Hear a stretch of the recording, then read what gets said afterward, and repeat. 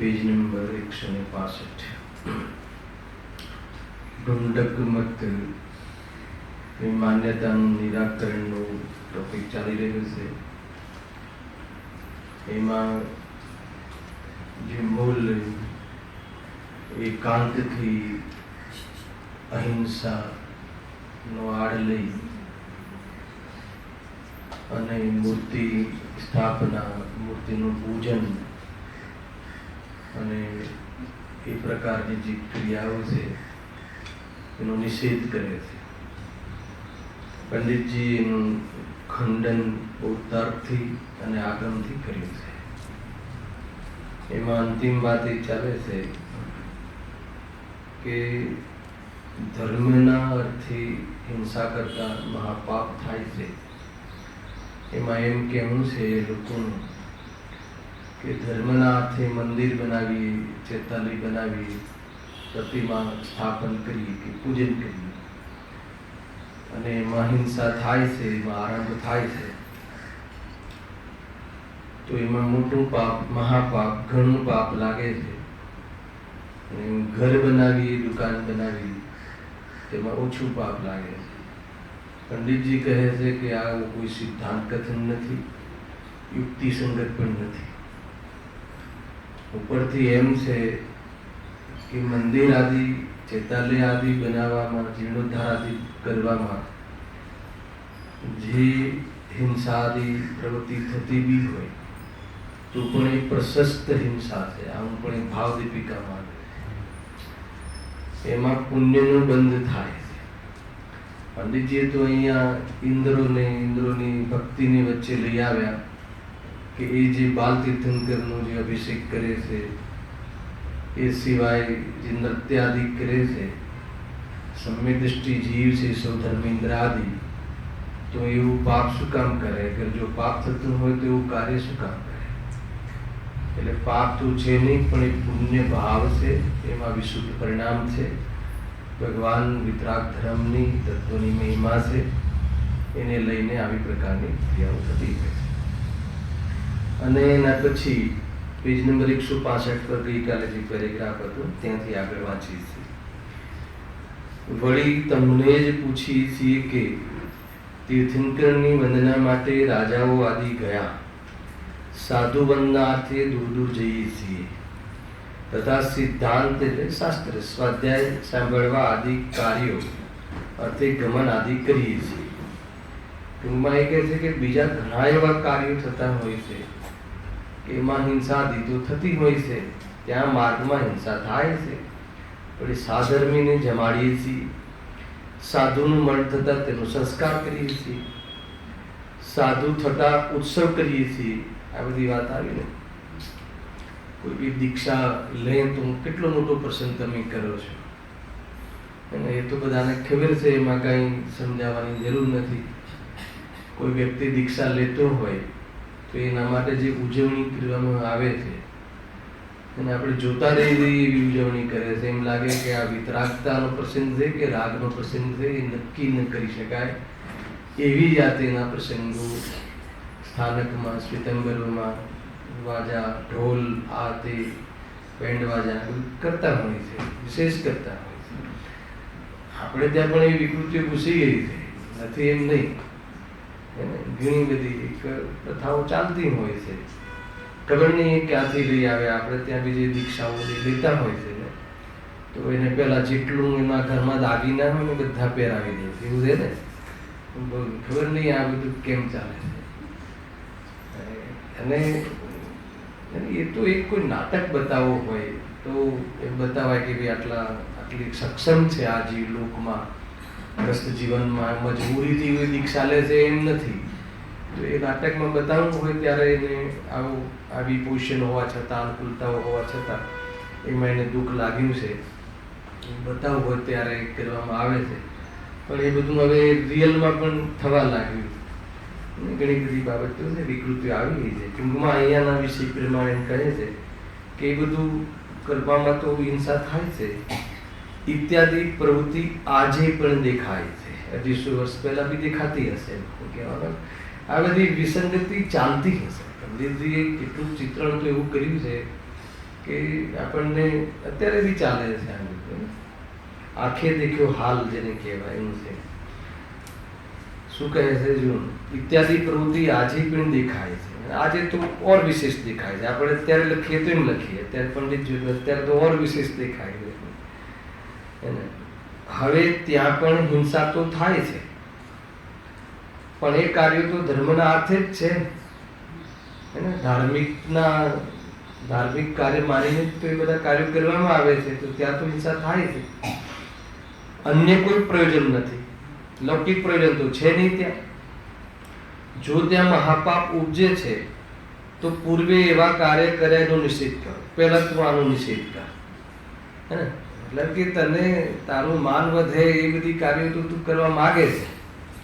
ખબર નહીં એવી શું વિકૃતિ હશે દિલીપભાઈ કે પ્રતિમાનો નિષેધ ને શું હશે એ બહુ મોટી ચર્ચા છે. અને સ્થાનકવાસી પ્રતિમાનો નિષેધ કરે છે અને શ્વેતાંબર પ્રતિમાને રાગી બનાવી દીધી. કોઈ જગ્યાએ ક્યાંય બધું ઉલટું ચાલે છે ને. લોકો વિતરાગી રહેવાના દીધી પ્રતિમાને, કપડા શણગાર કરી લીધા ને એ બધું કરી લીધું. સરવાળે એ બધું ભૂલ છે, તૂટ છે. ઘણા લોકોને આ ખટકતું હોય, ના સાંભળી શકે કે થોડો ત્યાં પક્ષ હોય એને દીકરી એ ઘરમાં આપી હોય, કાં તો ઘરમાં કોઈ ત્યાંથી આવતી હોય તો અહીંયા કહીએ તો એ વાત થોડી તકલીફો થતી હશે. મને ખ્યાલ નથી, એવું કોઈ કમ્પ્લેન નથી, પણ થતી હોવી જોઈએ એને. પણ આ તો એક સમજવાની વાત છે, આપણા શ્રદ્ધાની વાત છે કે આપણી શ્રદ્ધા મુક્તિના માર્ગ માટે અગર કોઈ વિતરાગતાના દર્શન ના થતા હોય તો ભાવ કેમ બને? આપણા જેવી જ રાગ દ્વેષ વાળા જેવું જીવન બતાવે એવી જ બહારમાં ડ્રેસ વેશ હોય તો આપણને એવા પરિણામ ક્યાંથી આવે કે આ હિતનો માર્ગ બતાવવાવાળા છે કે હિતના માર્ગમાં આપણ છે. તો એ રીતે વિચારવાનું છે. આપણે કોઈને જઈને કંઈ સાબિત કરવાનું કે કોઈને દ્વેષ કરવાનું નથી, એ વાત ધ્યાનમાં રાખે.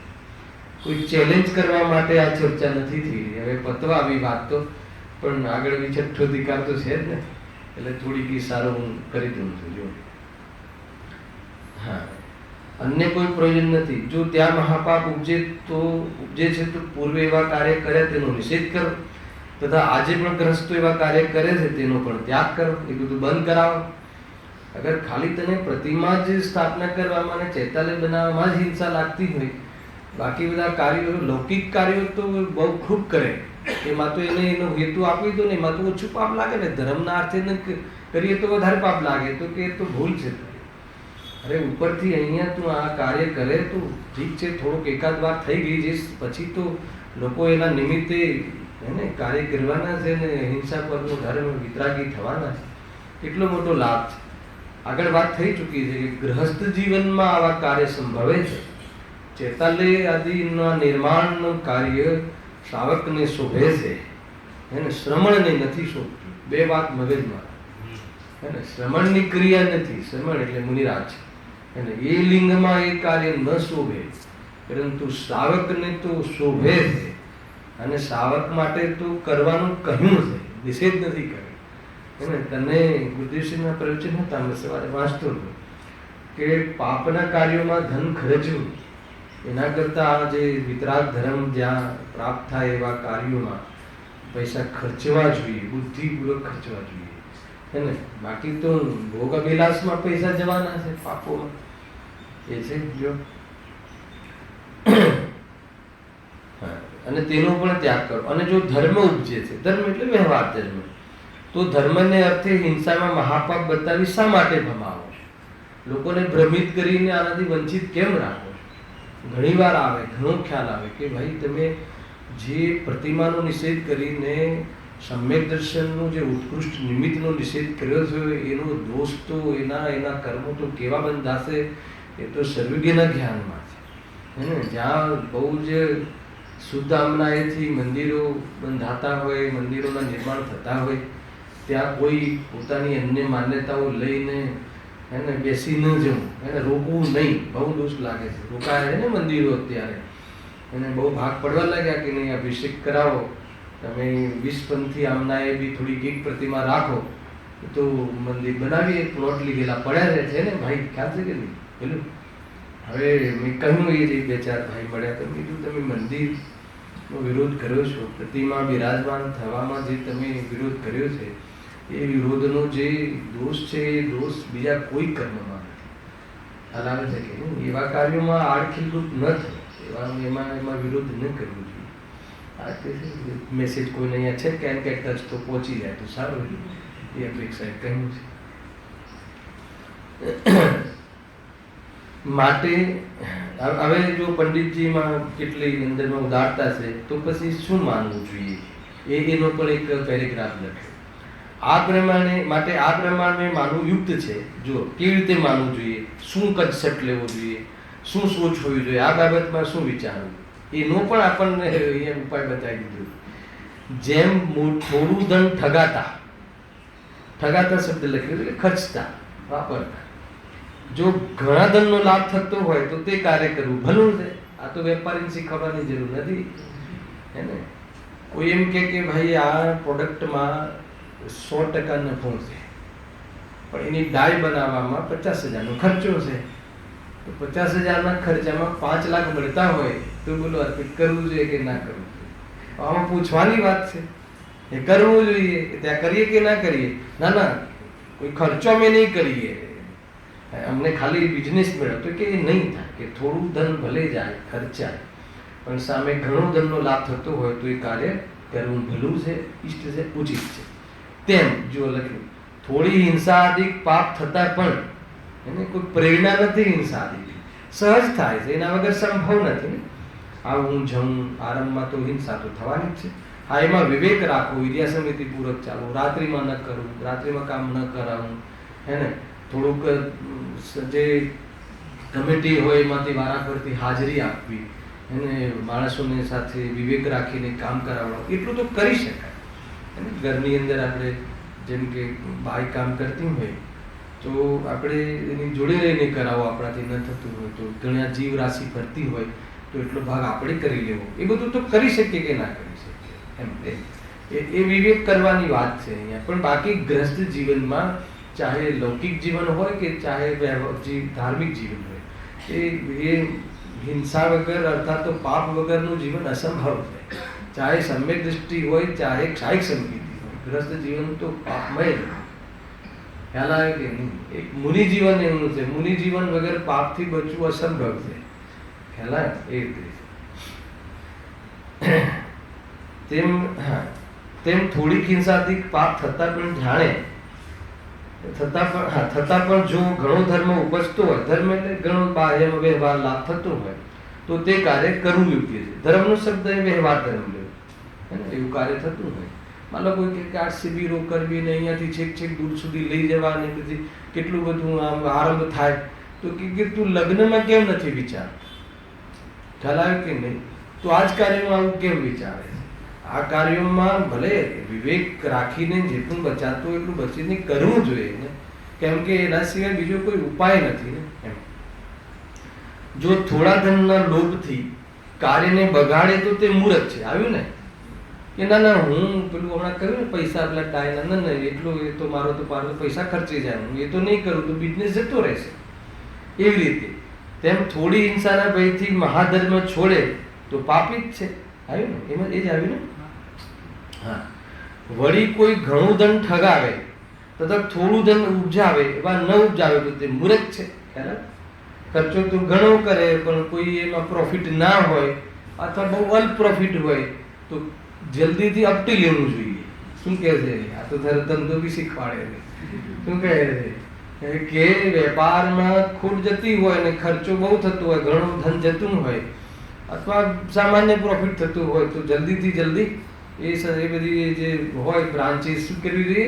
બંધ કરી દેવી જોઈએ. હવે અહીંયા ક્યાં લગાવે છે? જો કેવી રીતે લગાવે. તેમ હિંસાદિક વડે ઘણા પાપ ઉપજાવે. આવ્યું ને, લોકમાં તો કોઈ કસર ના છોડે એમ.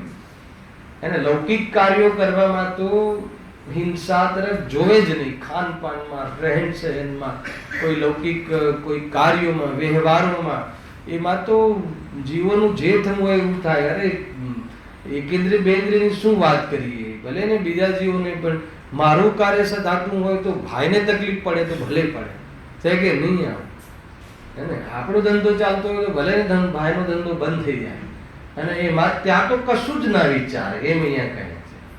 હે ને, અને ભક્તિ આદિ ધર્મમાં થોડો પ્રવર્તેવા ન પ્રવર્તે. કયા આધાર ઉપર? હિંસા થઈ જશે. ભક્તિમાં મંજીરા વગાડીએ, આ વગાડીએ, તે વગાડીએ, એને તો એમાં હિંસા થઈ જશે તો એમ કરીને ન બેસે અહીંયા અને ન પ્રવર્તે અને બાકીના કાર્યોમાં તો કસર ન છોડે એમ કહે છે. તો કહે છે કે એ તને એમ સમજીને તું ઘણો લાભ જતું કરે. હા, તું ત્યાં એવી તું ભૂમિકા હોય તારી ઘરમાં પણ પ્રતિમાઓ ધારી હોય અને બધા જ પાપ છોડી દીધા હોય તો પછી પૂજા આદિમાં પણ બહુ ન લાગીને સામાયિક આદિમાં લાગવું જોઈએ. મુખ્ય તો એ છે. પરંતુ એ તો કરતો નથી. સામાયિકમાં તો બેસવું નથી અને એ કાર્ય તો તને જમતા નથી અને તું બસ હિંસા થઈ જશે, હિંસા થઈ જશે. એટલે તને ખરેખર તો લૌકિક કાર્યમાં જ રસ છે. સીધી વાત એ. અને આ બધું કહે છે કે આ જો તમને છે ને અત્યારની જે યુવા વર્ગ છે ને એ તમને આવો જવાબ આપશે. જો હિંસા તો થાય છે, શ્વાસ લેતા હિંસા તો થાય છે, તો રોકીને બતાવો. જો એ નથી રોકાતું તો પછી અમને હે ને આલુ ચાટ ખાતા તો શું કેમ રોકો છો એમ ફટાક દઈને તમને આવી જશે આ બધી વાતો. હે ઉતર્ક, હા બરાબર છે, ઉતર્ક કરે છે આ રીતે. તો કે એ એટલા માટે નથી કીધું ભાઈ, અમને ખબર છે પણ અહીંયા ઉદ્દેશ અલગ છે, આ વિશુદ્ધિ છે, અહીંયા એંગલ અલગ છે. સમજમાં આવે છે? હા, એ થોડું એનાથી નથી બચાતું પરંતુ લાભ ઘણો છે, વિશેષ લાભ છે. શિબિરમાં જાય, અહીંયા બેસીને પિકનિક જાય અને ફરવા જાય તો ત્યાં તને જે જૂની માન્યતાઓ ચાલે છે એનું પોષણ થશે. ના ના, અમે ત્યાં બી વિજ્ઞાન કરીશું ને, અને ત્યાં બી અમે વિચારીશું, તમે કહેલા બધી ટેપો લઈ જશું ને, પછી ગુરુદેવનું એક સાંભળીશું, એક આપણી ચર્ચા સાંભળી, બધું કરીએ છીએ. આ બહુ બધું જો લોજિક એટલે જવાબ તો આપવામાં એ લોકો બહુ કુશળ છે. ખ્યાલ આવ્યો? બહુ જબરજસ્ત. તમને શું કહે એટલે જવાબ આપવાથી કામ થોડી થઈ જાય. કામ તો પરિણામોથી થાય છે, કામ તો અભિપ્રાયથી થાય છે. તારા પરિણામના ઠેકાણા નથી, તારો અભિપ્રાયનું ઠેકાણું નથી. એને તને થોડોક લાવો મળ્યો છે તો તું એ પાપ ક્રિયાઓમાં અને ભોગ ક્રિયાઓમાં તું હિંસા થઈ જશે ધર્મમાં એમ માનીને છોડીને તું એ કાર્યોમાં પ્રવર્તે છે. ઊંચી જગ્યાએ જતો હોય તો છોડી દે, અને ઊંચી જગ્યાએ આત્મા જ છે, આત્મામાં જતો હોય તો બધું શું છોડી દે, છૂટી જ જાય. જે સ્વરૂપમાં સમાય છે એ નહીં, કોઈ ચીજ બહારમાં હોતી જ નથી. એટલે કે તું બહાર નહીં કાઢે. જોરદાર છે. જો હા શું કહે છે?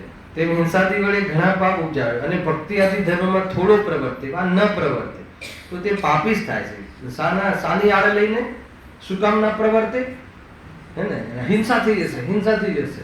હે ને, રૂપિયા આપવા મંદિરમાં તો હિંસા થઈ જશે, એના કરતા ન આપવા સારા. તો ક્યાં આપીશ? એવું પછી સ્થાન છે કે જ્યાં ઓછી હિંસા થતી હોય ને એવું, તો પછી ક્યાં આપીશ? ક્યાં જશે પૈસા? કાં તો તું પેટે પાટા બાંધીને હે ને તું છોકરાઓને પણ શાંતિથી ઘરમાં નહીં જીવવા દે. એ બી એક ચાલે. પરિગ્રહ તો ખરેખર એને કીધો. અને ગ્રસ્ત જીવનમાં બી લોકો ધન આદિ ખર્ચ નથી કરી શકતા. એને સંગ્રહ કરે, ઓછા થઈ જશે, ઘડી ઘડી ખાનું જોયા કરે, બેંક બેલેન્સ જોયા કરે, આપે નહીં બાળકોને, એને યોગ્ય એ લોકો એ જે શિબિર આદિમાં ન લખાવે તો છેડો, પણ છોકરાઓને પણ એ જે જરૂરિયાતવાળી વસ્તુઓમાં પણ બહુ રોકે. બહુ જોરદાર છે. આરંભ પરિક્રમ પાપ પાપ પાપ છે. વળી જેમ હવે જો અંતિમ બહુ જબરદસ્ત કન્સેપ્ટ. વળી જેમ ઠગાયા વિનાશ ધનનો લાભ હોવા છતાં પણ ઠગાય તો તે મૂર્ખ છે. શું કહે છે?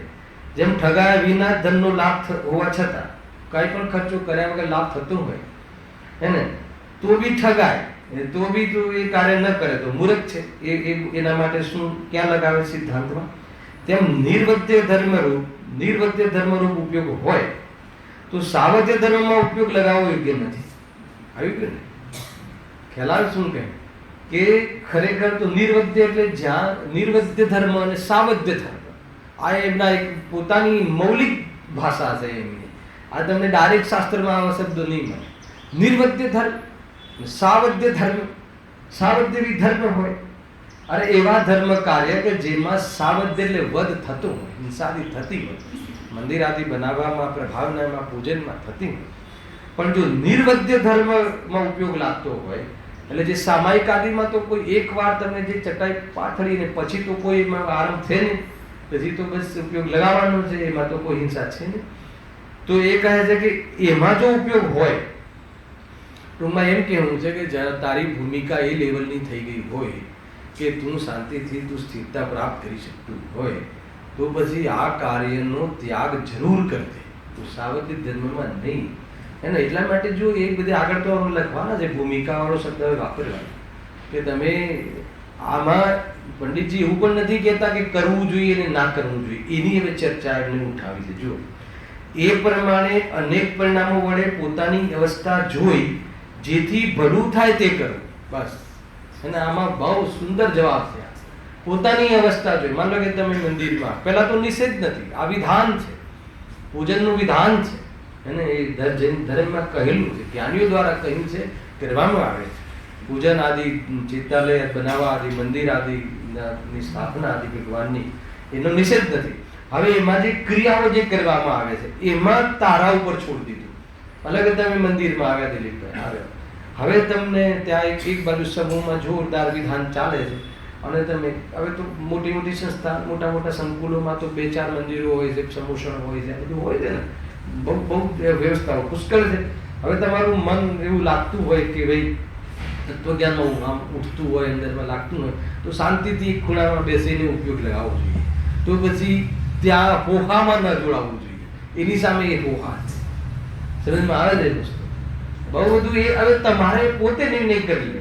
પણ જેમ કે આપણે ઘણી વાર છે ને કે અહીંયા કોઈ સ્તુતિ ચાલતી હોય ને છેલ્લી સ્તુતિ હોય તો લોકો ફટાફટ ભાગી જાય, તો કે ભાઈ એમાં આપણે વાત કરી હતી, કોઈ એવી કોઈ પ્રતિકૂળતા હોય તો જાય, પણ પછી એ સ્તુતિ પતી જાય એના પછી બી 15 મિનિટ બહાર બોલે જોવા મળે એને, ફ્રૂટવાળા પાસે કે ફલાણા પાસે કે આ તે, તો પછી શું મિનિંગ રહ્યો ચંદ્રકાંત?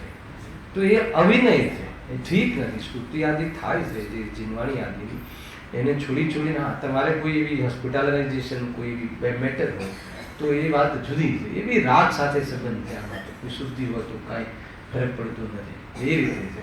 તો એ અહીંયા એ બધું કે એ દરેક જગ્યાએ લગાવવા, તો હું જે ચાલતા પ્રસંગો બી થોડા કહી દઈએ તો જીવને એમાં ઉપયોગ લાગે. બરાબર પ્રકાશભાઈ?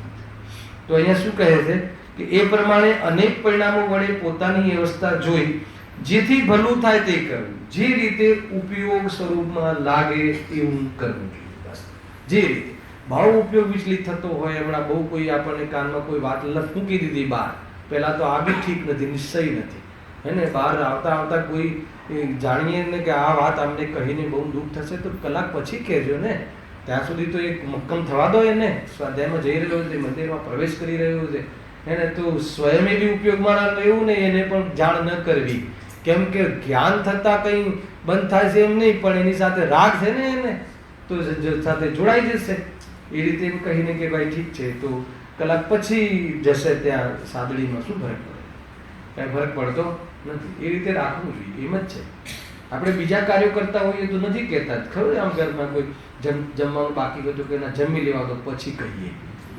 ત્યાં તો બધું લગાવે ને અહીંયા કે ના આવે છે. આ બહુ ચાલે છે, નાવું પડે, આ પડે.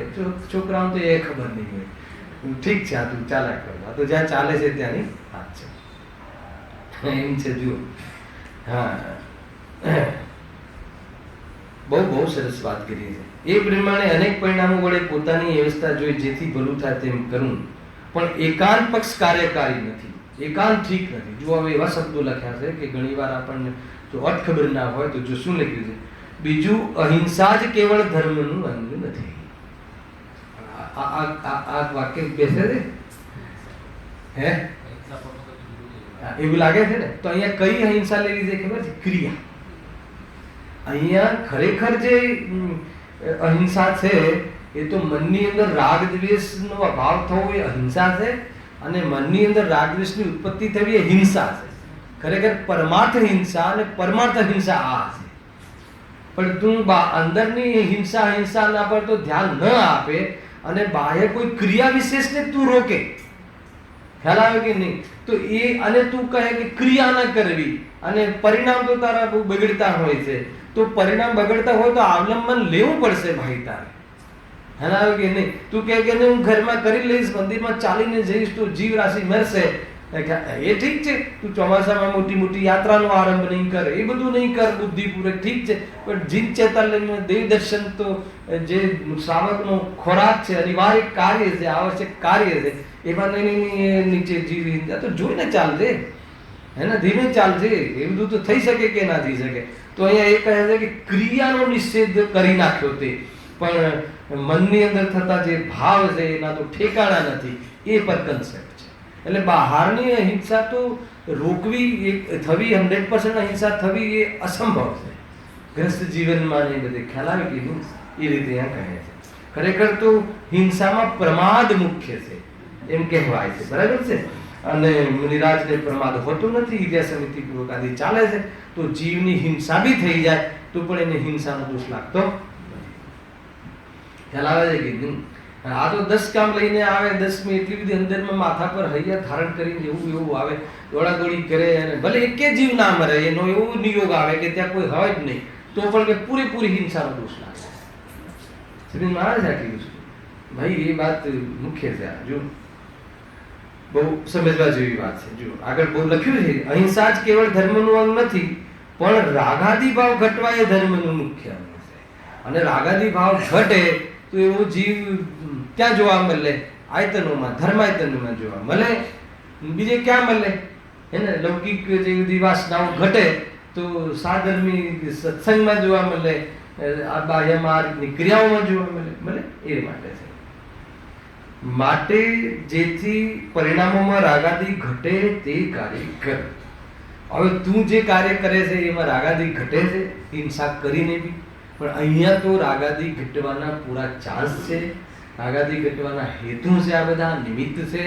અને તું વિશેષ એના યોગ્યની દિશામાં વિચાર કરે અને રાગાદી ઘટે અને એમાં સુબુદ્ધિ તૂટે તો તારો મોક્ષ માર્ગનો પ્રારંભ થઈ જશે. એ તને ખબર નથી કે તું ધર્માદયનો નિષેધ કરે છે, ધાર્મિક કાર્યનો નિષેધ કરે છે. એમાં કોઈ દિવસ એને અંતરાય નહીં કરવો, ધાર્મિક કાર્યોમાં કોઈ આડા નહીં કરવું. આ વાત ધ્યાનમાં રાખો.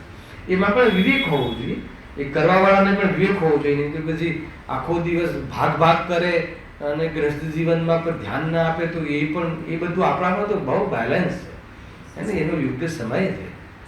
તું પતિના જવાના સમયમાં જ તું શાસ્ત્ર લઈને બેસી જાય તો કહે છે કે તને ધર્મની ને ધાર્મિક કાર્યોની ખબર જ નથી.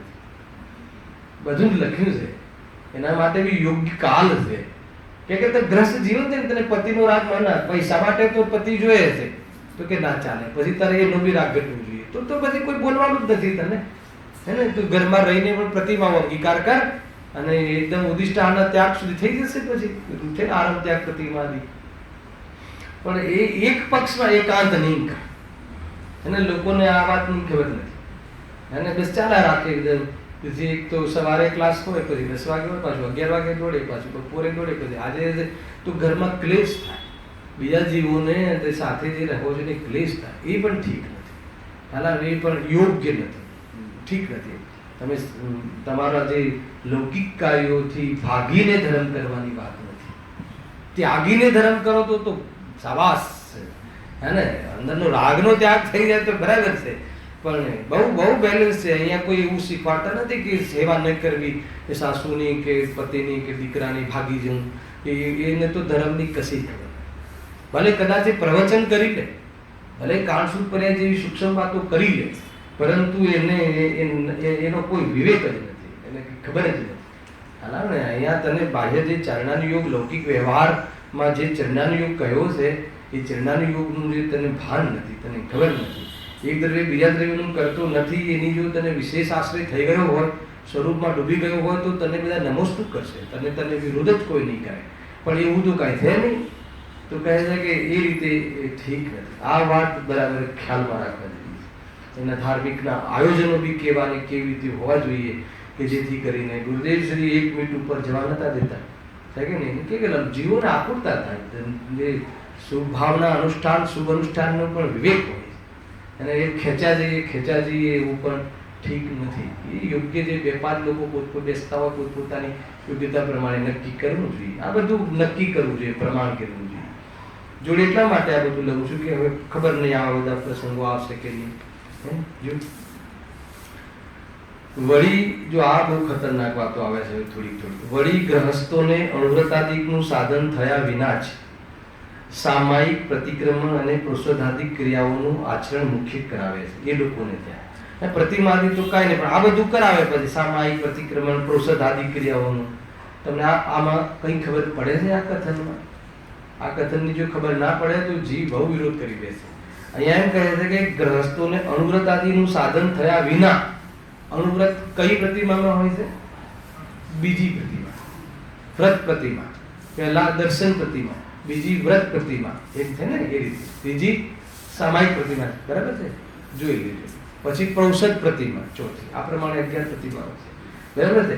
એટલે સામાયિક જે શબ્દ આવ્યો ને કે ભાઈ તું અણુવ્રત તો ગ્રહણ કર્યા નથી ને તું સામાયિક ને વ્રત રૂપથી તું આડંબર પાખંડ કરે, 3 વાર બેસી જાય ઘરની અંદર, આવ્યું ને? ઠીક નથી.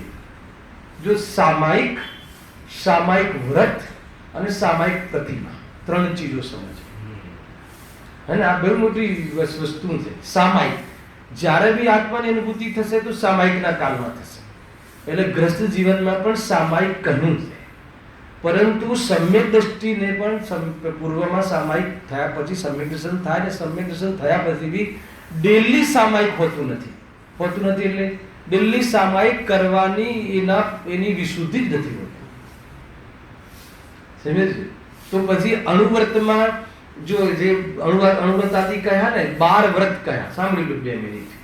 5 અણુવ્રત, પછી 3 ગુણ વ્રત અને 4 શિક્ષા વ્રત, બરાબર છે?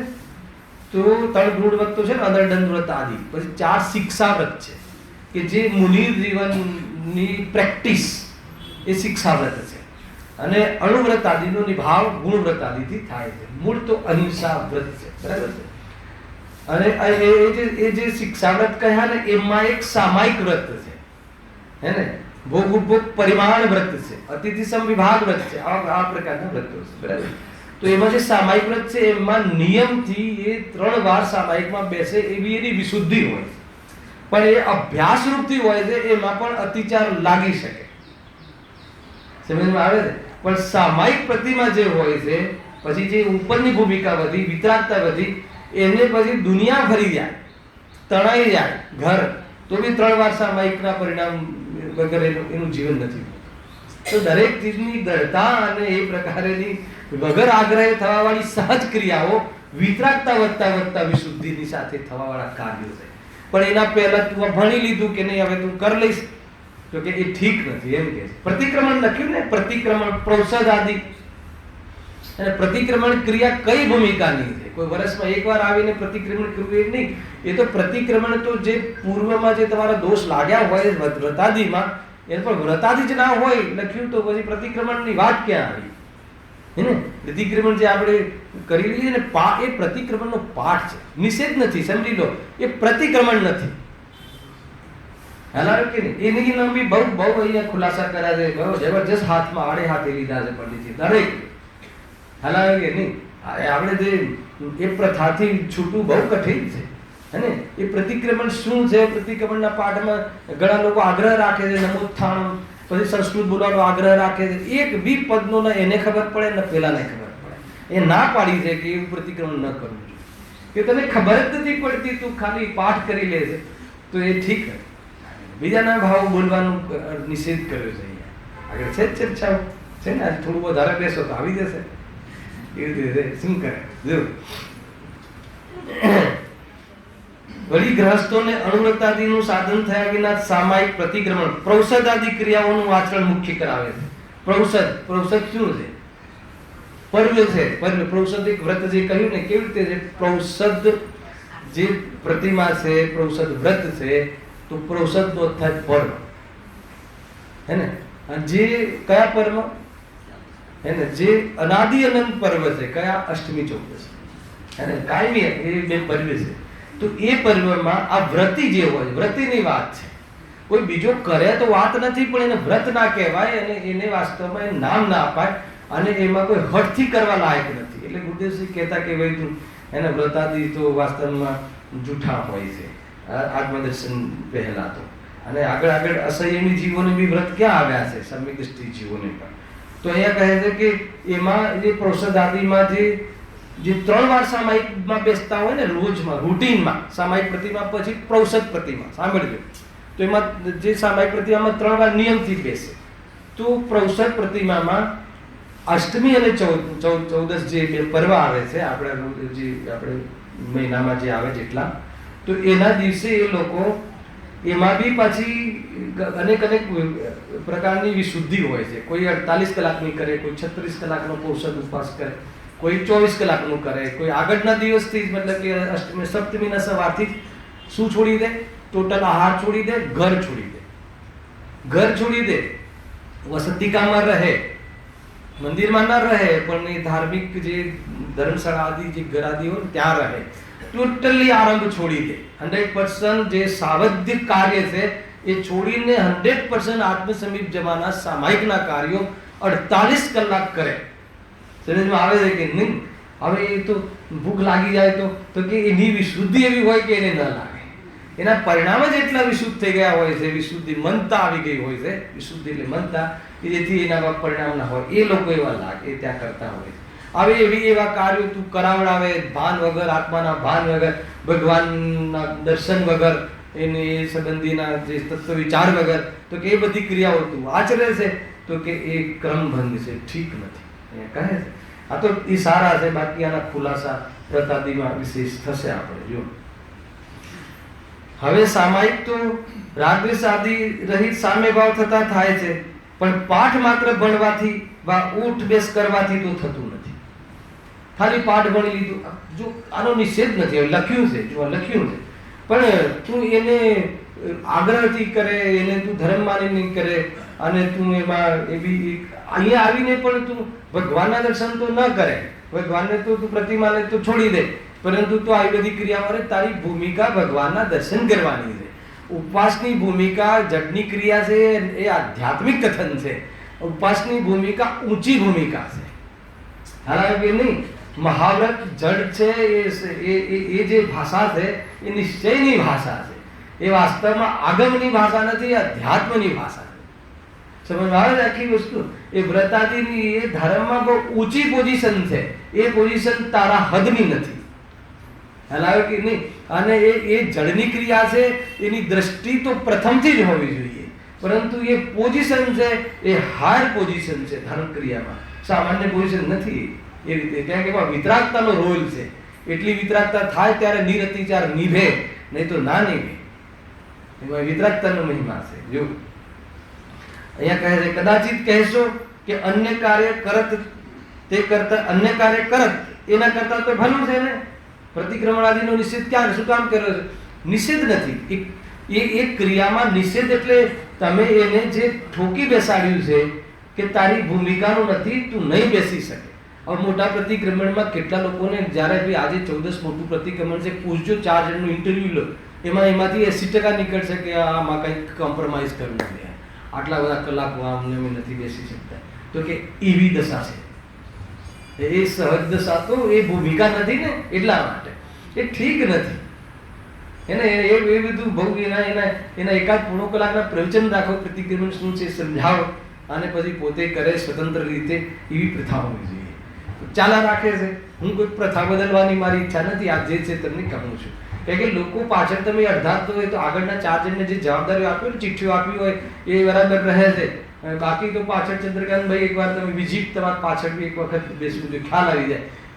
એમ લાગે કે આ તો ઉપરથી દોષ થાય છે, ઉપરથી અવિનય થાય છે, પાપ બાંધીને જઈએ છે, એવું બહુ થતું હોય. બધું જ ત્યાં પાછળ બધી વાતો ચાલતી હોય છે, શેર બજારની બધું જ ચાલતું હોય છે. એક ઠેકાણું નથી હોતું, જોઈ લેજો.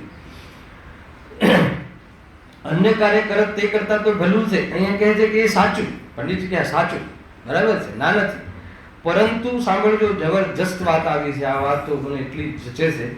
પરંતુ સામાયિક પાઠમાં પ્રતિજ્ઞા તો એવી કરે છે કે મન વચન કાયાથી સાવધને કરીશ નહીં, કરાવીશ નહીં. અહીં આવીને બકે છે, મારી ભાષામાં તો.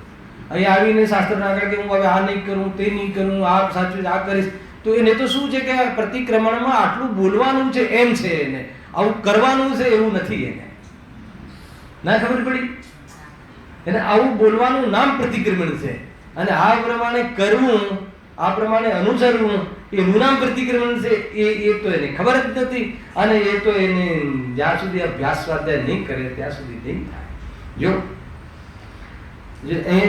સામાયિક પાઠમાં પ્રતિજ્ઞા તો એવી કરે છે, એનો અર્થ કે ભગવાનની સામે ખોટા વચનો આપે છે ઉપર આવીને આપણે આમ કરીશું આમ, કે તો બીજાનું બોલીએ છીએ ને આપણે, પણ પોતે બોલે છે તો પોતાના માટે થયું ને. હવે હું મિથ્યાત્વને છોડી દઈશ, ત્યાગી દઈશ. હવે મિથ્યાત્વને દંડ બી કરતો જાય છે. મન વચન કાયાથી સાવધને કરીશ નહીં, કરાવીશ નહીં. હવે મનમાં તો વિકલ્પ થયા જ કરે છે, મનમાં તો વિકલ્પ થયા કરે છે. હેલા અહીંયા તો બોલે એમ કે હું રાત્રિ ભોજનનો ત્યાગ કરીશ, અને પછી ભોજનનો ભાવ તો અંદર ચાલુ છે. હેલા કે અંદરમાં બધી ગોઠવણ તો ચાલુ છે. તો કહે છે કે તને ખ્યાલ નથી તું શું કરે છે. તથા વચન કાયામાં પણ કદાચિત અન્યથા પ્રવૃત્તિ થાય છે. મન તો છોડ્યો, વચનમાં ને કાયામાં પણ થાય છે. તરત જ બહાર નીકળીને તરત જ બેનો વાતો કરવાનું ચાલુ પડી જશે. હાલાકી આજે બી ચાલે છે મંદિરોમાં બધું ભાવ ઘરની વાતો, કોઈ ઠીક નથી ભાઈ. હે ને એ રીતે જો ગજબ છે. જો તમને અહીંયા લખ્યું છે ત્યાં પ્રતિજ્ઞા ભંગ થાય છે. તો તમને તો ખ્યાલ હશે કે ગુરુદેવસિંહ દ્વારા બ્રહ્મચર્ય વ્રત આપવાની એક પદ્ધતિ હતી કે આપતા હતા. તો સૌ પહેલા એ તમને ખ્યાલ હોય તો કદાચ કોઈને નજદીકથી ધ્યાન હોય પ્રકાશભાઈ, તો એ જે કાયા દ્વારા કાર્ય છે ને, કાયા દ્વારા થતા કાર્યનો ત્યાગ કરાવતા. જોઈ લેજો તમે કોઈ કેસેટ હોય તો, હે ને. મન વચન સુધી પણ ના પહોંચતા. બ્રહ્મચર્ય કોઈ કે ભાઈ મારે લેવું છે, કોઈને એવી શુદ્ધિ આવી હોય કે ક્રિયા સુધી ના પહોંચે. હાલાકી હજુ એને આત્મદર્શન નથી, તો આગળની વસ્તુ બહુ મુશ્કેલ છે. છતાં કોઈની એવી કોઈ કશાયની મનતા થઈ ગઈ ને કે ભાઈ મારે બ્રહ્મચર્યથી રહેવું છે, તો ગુરુદેવસિંહ એને કહેતા કે તું આજ પછી હું શરીર દ્વારા આ પ્રમાણેની જે ક્રિયાઓનો ત્યાગ કરું છું. એ રીતે બ્રહ્મચર્ય વ્રત લેવડાવવાની પદ્ધતિ હતી. મનથી અને વચનથી લેવડાવે જ નહીં. ખબર છે કે આ પોસિબલ નથી. એનો અર્થ એવું નથી કે એનાથી કે વિચાર કરવો મન અને વચનથી, એની એવી પરિસ્થિતિ નથી. અભ્યાસ તો કરવો જોઈએ, અભ્યાસની નિષેધ નથી, પરંતુ એ રિયલ વ્રત બી નથી. એ વ્રત તો ભૂમિકા જુદી છે. પરંતુ કોઈ એવી જાતિના પરિણામ મંદ થયા હોય તો એ પ્રમાણેનું નિવેદન લઈ લેવું જોઈએ અને એ પ્રમાણેની પ્રવૃત્તિથી ઉપયોગ બચાવવો જોઈએ. એનો નિષેધ નથી. એમ જો ત્યાં પ્રતિજ્ઞા ભંગ થાય છે. હવે પ્રતિજ્ઞા ભંગ કરવા કરતા તો ન કરવું ભલું છે. ઉલટોટ નહીં કાઢતા. હલાયો કે નહીં. પ્રતિજ્ઞા ભંગ કરવા કરતા તો ન કરવું ભલું છે. એનો અર્થ એ છે કે અભ્યાસરૂપ કરવું, એ પ્રતિજ્ઞાની કોટીમાં ન ગણવું. એમ આનો અર્થ એ છે. પ્રતિજ્ઞાધારી બનીને સમાજમાં ન ફરવું. અને તારાથી નહીં થાય તું પ્રતિજ્ઞા લે, પણ તું પ્રતિજ્ઞાનો અર્થ એવો નથી અભ્યાસરૂપથી લે. બાકી એ રીતની પ્રતિજ્ઞાઓ નથી મળતી. જો અહીંયા કહે હવે જો બહુ સરસ એ વાત કરી છે. કારણ કે પ્રતિજ્ઞા ભંગ કરવી એ મહાપાપ છે. વળી અમે પૂછીએ છીએ કે કોઈ પ્રતિજ્ઞા કરતો નથી પણ ભાષા પાઠ ભણે છે. સાંભળજો, કોઈ એવો વ્યક્તિ છે કે પ્રતિજ્ઞા નથી કરતો, પ્રતિક્રમણ વાંચી લે છે, એવું કરે અને તેનો અર્થ જાણી તેમાં ઉપયોગ રાખે છે. સાંભળજો, બહુ ઊંચી વાત લખી. એનો અર્થ સમજે, અર્થ જાણે, સ્વાધ્યાય કરે અને ઉપયોગ રાખે, એટલે એમાં ઉપયોગ લગાવે. હવે એક બીજું કેરેક્ટર, આ એક કેરેક્ટર, બીજું કેરેક્ટર, તથા કોઈ પ્રતિજ્ઞા કરીને તેને બરાબર પાળતો નથી. આવીને બધાની સામે પ્રતિજ્ઞા તો લઈ લે, પરંતુ પાલન કરતો નથી. પ્રાકૃતાદિકના પાઠ ભણે છે, પણ તેના અર્થનું પોતાને જ્ઞાન નથી. હલાવે કે નહીં? અને અર્થને જાણ્યા વિના ત્યાં ઉપયોગ રહે નહીં. હવે અર્થ ખબર ના, હું તમને અહીંયા મંત્ર બોલાવડાવું, હવે તમને એનો અર્થ ખબર જ ના, બોલે જાઓ, બોલાવડાવું, તમે બોલે જાઓ, તો એમાં મન લાગે નહીં, ઉપયોગ લાગે નહીં. ત્યારે ઉપયોગ અન્ય ઠેકાણે ભટકે છે, તેથી પ્રતિજ્ઞા ભંગ થાય છે. હલાવે કે નહીં? એટલે તમને જે મંત્રો જે ઘણી વખત ઘણા વિદ્વાનો બહુ આગ્રહ રાખે છે કે સંસ્કૃત પ્રાકૃત ભાષામાં બોલવું જોઈએ, હું ના નથી, મારો નિષેધ નથી, પણ એમાં બોલવામાં અશુદ્ધિ આવે છે, ખબર નથી પડતી. તું ગુજરાતી લખ્યું છે, ગુજરાતી વાંચ, ફરક શું પડી જાય છે? એવો આગ્રહ શું કામ? અને એમ કોઈ આપણે એમ કહીએ છીએ કે મુનિરાજોના વચનોથી સ્પષ્ટ થવું, શું સ્પષ્ટ થાય? શું શાનું સ્પષ્ટ થવાનું છે? એનો ભાવ જ ખબર નથી. ખ્યાલ આવે? એનો અર્થ જ ખબર નથી, તો કેવી રીતે ભાવ ભાષણ થશે એનો? તો કહે છે કે એનો નિષેધ કર્યો છે કે નહીં, તને જે ભાષામાં ખબર પડે એ ભાષામાં વાંચ, પણ ખબર ના પડે તો ખાલી વાંચીને તું તારું કાર્યક્રમ શેડ્યુલ તું પૂરું નહીં કર. એવું લખ્યું છે આમાં, જો આગળ છે. હવે એ બંનેમાં વિશેષ ધર્માત્મા કોણ? બોલો બોલો, ધર્માત્મા કોણ? ધર્માત્મા એટલે વ્યવહાર ધાર્મિક કોણ? જો પહેલાને કહેશો કે જેને પ્રતિજ્ઞા તો નથી, પણ એક પાઠ રૂપે વાંચે છે, અભ્યાસ બી કરે છે, એના અર્થ કરે છે, એનો ઉપયોગ લગાવે છે, પ્રયાસ કરે છે, તો તમે એવો જ ઉપદેશ કેમ કરતા નથી? તથા બીજાને કહેશો, જે બીજો જેને ખબર જ નથી, ખાલી પ્રતિજ્ઞાઓ બસ ઘસડ્યા રાખે અને કાંઈ જ ખબર ના હોય, તો પ્રતિજ્ઞા ભંગમાં પાપ ન થયું? પ્રતિજ્ઞાનો ભંગ થયો એમાં તો પાપ ન થયું એના પ્રમાણે તો? અથવા પરિણામો અનુસાર ધર્માત્મક પણ ન થયું તો આ દોષ આવી જશે. પણ પાઠાદિ કરવા અનુસાર થયું, એનો અર્થ કે તમારું પાપ પુણ્ય બહારની ક્રિયા આધાર થયું, તો કે તો રોંગ છે.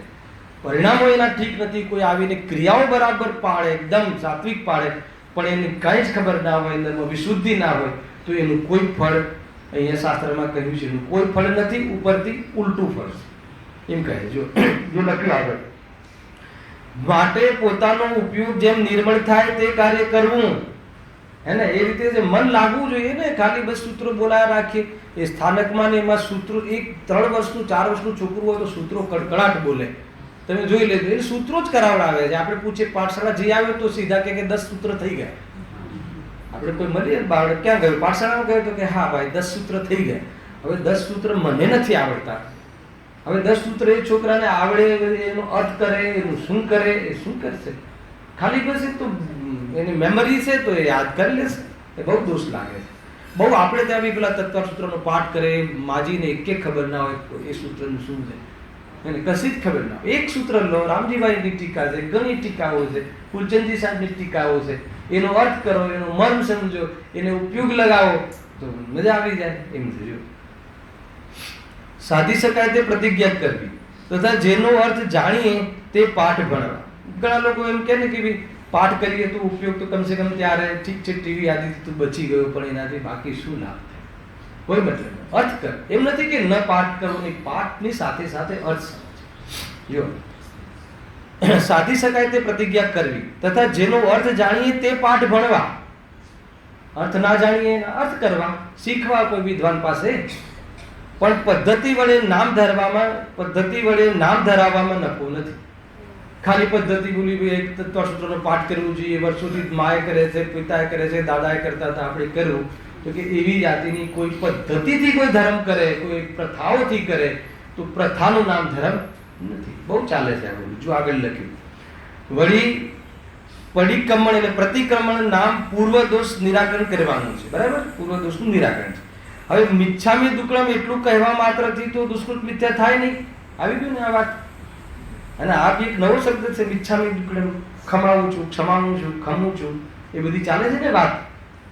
પણ મિચ્છામી દુક્કડમ, મારા દ્વારા કરવામાં આવેલા દુષ્કૃત્ય મિથ્યા થાવ, આનો અર્થ આ થાય છે. બરાબર છે? મિચ્છામી દુક્કડમનો અર્થ સોરી નહીં, બીજાની સોરી નહીં, પોતાને.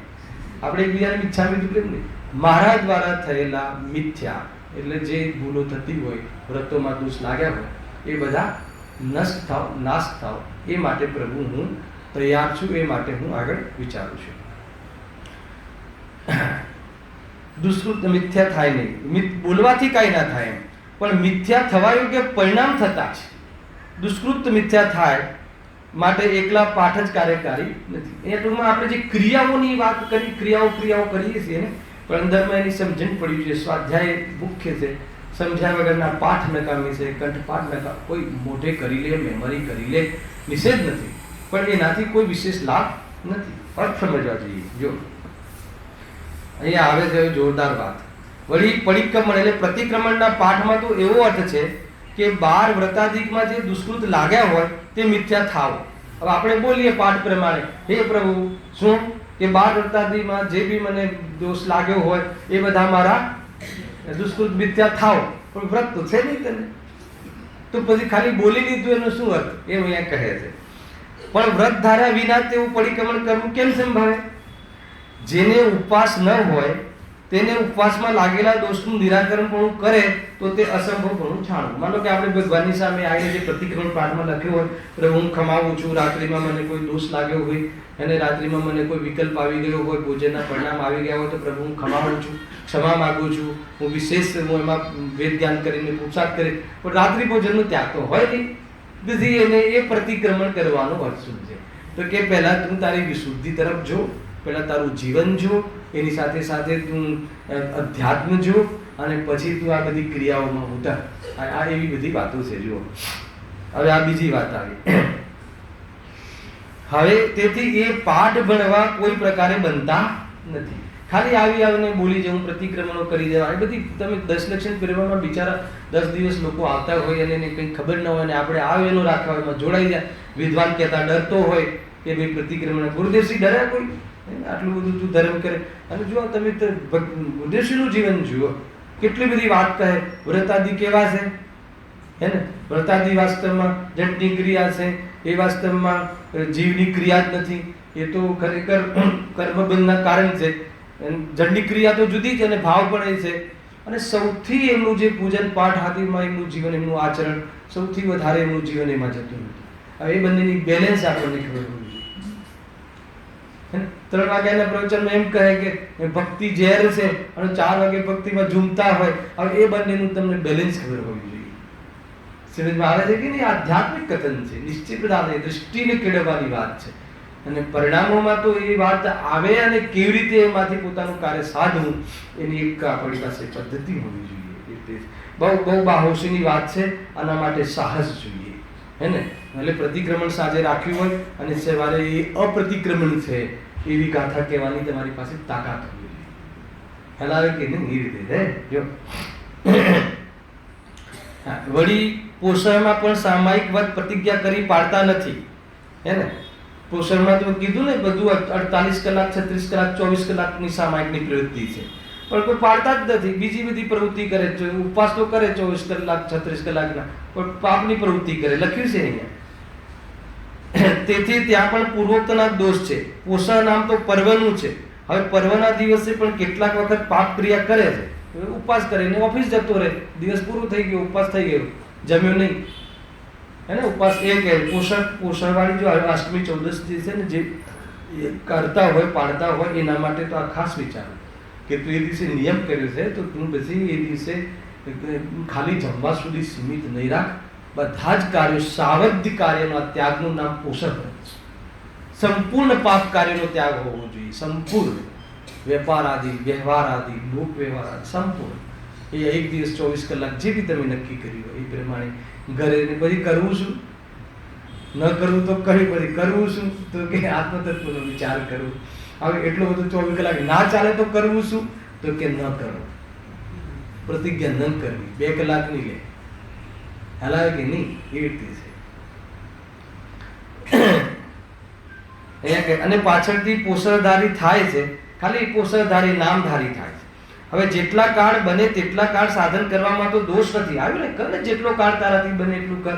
આગ્રહ શું કામ કરે છે? હર્ષ શું કામ કરે છે? પણ ત્યાં તો પોષણનું નામ રાખવું એ યોગ્ય નથી. તમને એવું લાગતું હશે અમને શું કામ કહો છો, અમે તો આમ આવતા જ નથી, હે ને ઋષભ? અમે ક્યાં નિયમો લઈએ છીએ તમે અમને કહો છો? ભાઈ અહીંયા વાત કહેલી છે, ક્યાં ને ક્યાંય કોઈને કોઈ નિયમ આપણો બનતો હોય. નિયમ ન લેવા એવા અર્થ આમાંથી નથી. કારણ કે સંપૂર્ણ પર્વમાં નિર્વદ્ય રહે તો જ પોષક કહેવાય. આવ્યું ને, નિર્વદ્ય એટલે કોઈ પણ પાપની ક્રિયા ન હોવી જોઈએ. જો થોડા કાળથી પણ પોષક નામ થાય તો ના, એટલે થોડોક કાળ તો થયો ને, કે સામાયિકને પણ પોષક કહો તો સામાયિકમાં પોણો કલાક તો બધા બેસે છે, તો એને પોષક કહો એ વખતે તો નિર્વદ્યપણું છે. થોડુંક મોટું નામ આપો ને, એમ કેવું છે આનું. નહીં તો શાસ્ત્રમાં પ્રમાણ બતાવો કે જગતને પોષણનો આટલો કાળ છે. અમને તો મોટું નામ ધરાવી લોકોને ભમાવા એ પ્રયોજન ભાસે છે. તારે બસ આ વાત મુખ્ય છે કે તારે પોષણ વ્રત છે એમ શું કામ કેવડાવવું છે. નહીં પણ એમાં એમ વ્રત લઈને કલાક તો અમે સ્થાયી રહી શકીએ ને, તો કે કલાક કર ને, કોણ ના પાડે છે? તું વ્રતનું નામ આપ્યા વગર ક્યાં ના છે? પણ તું નામ ધારે, મોટા વ્રતો ધારે જૈન શાસનના, અને પછી તું ઉલટા તું કાર્યો કરે તો કે એમાં બદનામ થાય છે ધર્મ, અને તારા કારણે ધર્મનું સ્વરૂપ બદલાઈ જાય છે ધીરે ધીરે. કારણ કે તારા પર લોકોની શ્રદ્ધા હોય, 100 લોકોને તો તારું અનુસરણ કરે, એટલે 100 માંથી 1000 ને 1000 માંથી સમાજ. બને કે ના બને? તો કે તને ખ્યાલ નથી તું શું કાર્ય કરે છે. જો આગળ 5 મિનિટ લઉં છું, 4 લીટી છે ને આપણે પતાવીએ છીએ. વળી આખડી લેવાનો પાઠ તો કોઈ અન્ય ભણે તથા અંગીકાર કોઈ અન્ય કરે. આખડી એટલે નિયમ, બરાબર છે. હવે જો આખડી આપણે જે ઓલું દીક્ષા કલ્યાણક હોય ને ચંદ્રકાંતભાઈ, ત્યારે જનરલી એના માતા પિતા જે બનતા હોય ને એને બ્રહ્મચર્ય વ્રત લેવડાવતા હોય આજીવન. તો વિદ્વાન અહીંયાથી કહે છે એ પ્રમાણે બોલે છે.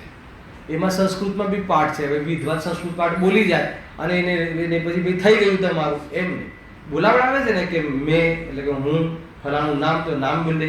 આજથી પંચપરમેષ્ઠની સમક્ષ આજીવન એ પોતે બોલવું જોઈએ. પણ હવે કોઈ આગ્રહ રાખે કે એને સંસ્કૃતમાં બોલાવડાવો, હવે સંસ્કૃતમાં એને ખબર ના હોય. આવું બહુ વાર થતું હોય છે, અમને પ્રસંગોમાં ખ્યાલ આવે છે. સંસ્કૃતમાં બોલાવડાવો તો એવું લાગે કે પ્રતિજ્ઞા લીધી, કંઈક કર્યું. હવે એને એમાં ખબર ના હોય. જો વળી આખડી લેવાનો પાઠ તો કોઈ અન્ય ભણે, કોઈ બીજો બોલે, તથા અંગીકાર કોઈ અન્ય કરે. હવે પાઠમાં તો મારે ત્યાગ છે એવું વચન છે, માટે જે ત્યાગ કરે તે જ પાઠ ભણે, એમ હોવું જોઈએ. આપણે પ્રતિક્રમણમાં બી પછી નમસ્કાર આવે તો બોલે નમસ્કાર કરે, હવે પોતાની ભાષા બદલે છે, પછી બોલે ને મારા તમારા નમસ્કાર હો, પછી બધાને વધી દે બોલી દે. બધી સિસ્ટમો ચાલે છે ને, બધી એડજસ્ટમેન્ટ એ રીતે છે. માટે જે ત્યાગ કરે છે તે જ પાઠ ભણે એમ જોઈએ. જો પાઠ ન આવડતો હોય, બહુ ઊંચી વાત કરી છે, તો ભાષામાં જ કહે, પોતાની ભાષામાં બોલે. મરાઠીઓ તો મરાઠીમાં બોલે એમ કહે છે. પરંતુ પદ્ધતિ અર્થે જ એવી રીતિ છે. ખ્યાલ આવે કે નહીં? તું પ્રથામાં નહીં જા, પ્રથાનો કોઈ મતલબ નથી.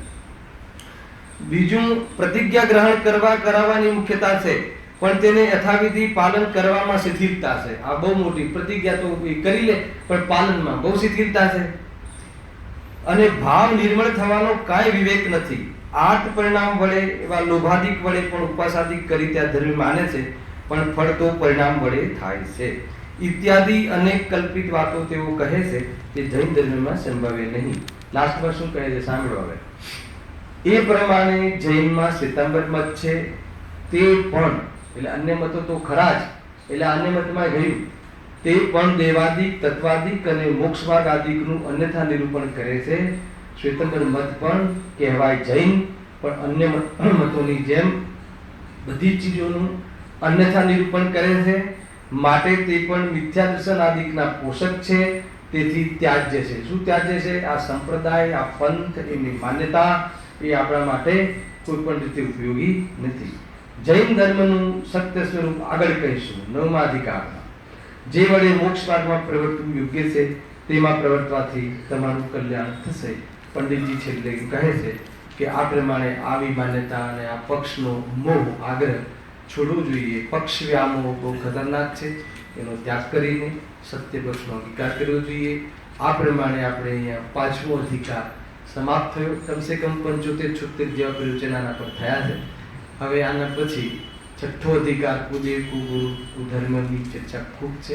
એમાં બહુ સંક્ષિપ્ત છે, નાનો છે અધિકાર, પણ બહુ વિશેષ છે. જ્યાં સુધી એ કુદેવ કુગુરુ કુધર્મની શ્રદ્ધા નહીં છોડે ત્યાં સુધી મોક્ષ માર્ગનો પ્રારંભ નહીં થાય. બહુ ખૂબ અને રોચક એ આપણે અધિકાર છે, એની ચર્ચા આપણે નેક્સ્ટ વિડીયો કરીશું. સહેજાનંદ